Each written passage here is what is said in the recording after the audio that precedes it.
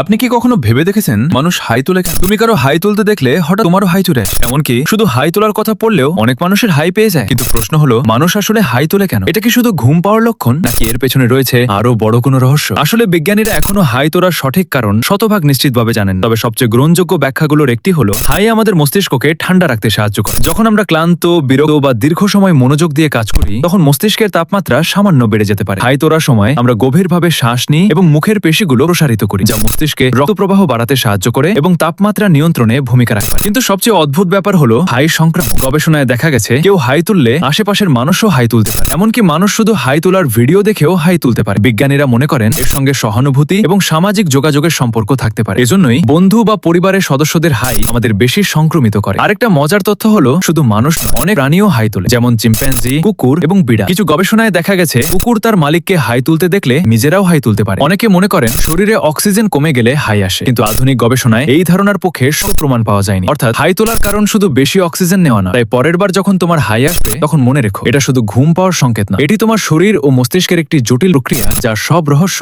বিজ্ঞান এখনো পুরোপুরি উন্মোচন করতে পারেনি। আর সবচেয়ে মজার ব্যাপার হলো, এই ভিডিওটা দেখতে দেখতেই হয়তো তোমার একবার হাই চলে এসেছে।